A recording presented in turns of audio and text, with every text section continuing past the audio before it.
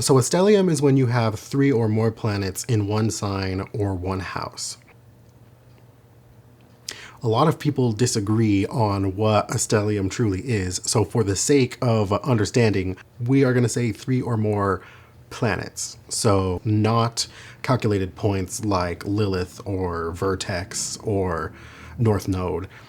It is pretty simple. When you have 3 or more planets in one sign or one house, that means there is a large concentration of energy in that house or in that sign.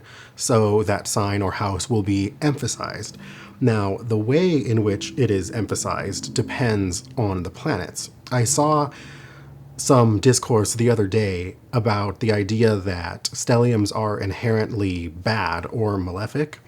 And that's simply not true. Say if you have like Sun, Venus, and Jupiter in Capricorn in your second house, like that's not going to be a bad thing. I mean, of course, if it's negatively aspected, it could be better or worse, but having an abundance of second house energy is not really going to be a negative thing, especially if it's the right planets. Now, if you have, say, like Uranus, Pluto, and Saturn in your fourth house in Scorpio, then of course, that's going to be something a little bit more negative. So the best way to break down a stellium is to first, of course, look at the planets that are involved, what sign that they're in, what house that they're in. Then you're going to want to see what the condition of the planets are. So are they in a sign that is their sign of debilitation? Like say Mercury is there with 2 other planets and they're in Pisces. Perhaps that could be a little bit more negative, as opposed to say if you have something dignified or it's in its rulership, like say Mercury in the 3rd house and it's in Virgo.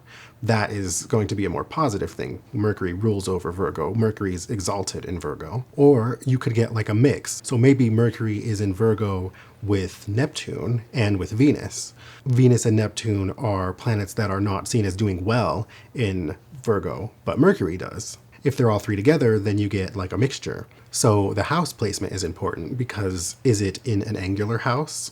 Is it in a succedent house? Or is it in a cadent house? If it's in an angular house, then it's going to show up and be even more prominent than if it's in a cadent house. And then of course you want to look at aspects. So if those planets are concentrated together, are they all squaring something like your sun or your moon? Or are they all trining something like your sun or your moon or another planet? That can determine if it's like a positive or a negative kind of thing.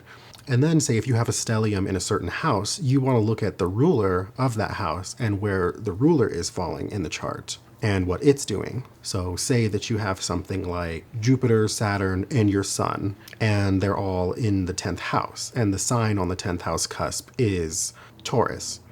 Then you would want to look and see what's happening with Venus, the planet that rules over Taurus, and that will tell you even more about what's going on with the stellium. So some people say that if you have a stellium or a cluster of planets in a certain place, then the opposite of that place will be neglected or not paid enough attention to.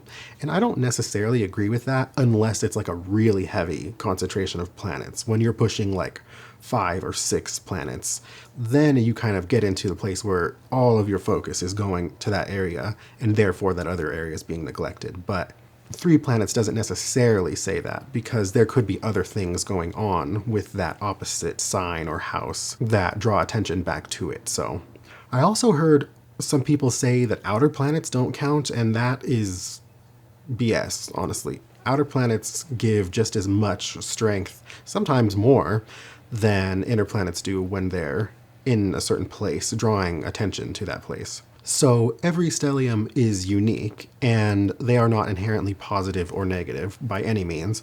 Like if a stellium's happening in the sky in a certain sign, right? Like the one we just had in Aries where there was like 6 planets in April.